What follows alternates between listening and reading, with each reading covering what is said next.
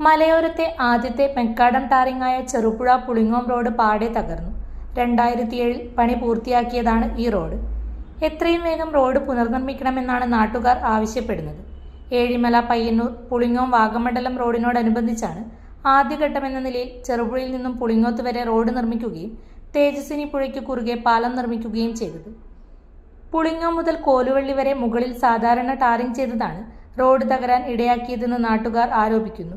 ഈ റോഡിൽ ഉണ്ടായിരുന്ന കുറച്ചു കുഴികൾ മാത്രം അടയ്ക്കുന്നതിന് പകരം വളരെ ദൂരത്തേക്ക് ടാറിംഗ് ചെയ്തതാണ് ഈ റോഡ് തകരാൻ ഇടയാക്കിയത്. റോഡിന്റെ ചില ഭാഗങ്ങളിൽ വലിയ കുഴികൾ രൂപപ്പെട്ടത് ഇരുചക്ര വാഹനങ്ങളെയും ഓട്ടോറിക്ഷകളെയും ചെറിയ കാറുകളെയുമാണ് കൂടുതൽ ബാധിക്കുന്നത്. മഴയത്ത് ഈ കുഴികളിൽ വെള്ളം കെട്ടിനിൽക്കുന്നതിലൂടെ വാഹനങ്ങൾ കുഴിയിൽ വീണ് അപകടത്തിൽപ്പെടുന്നത് പതിവാണ്.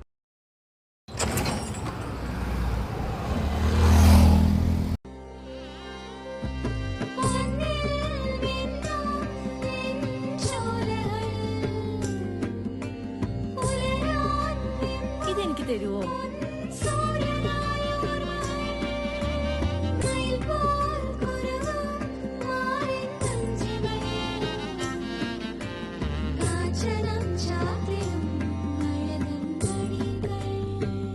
ചില ബന്ധങ്ങൾ പവിത്രമാണ്. കണ്ണും നിറയും, മനസ്സും നിറയും. സ്വന്തം ജോസ്കോ ജ്വല്ലേഴ്സ്. ഇനി സംശുദ്ധമായ സ്വർണം ചെറുപുഴയിൽ.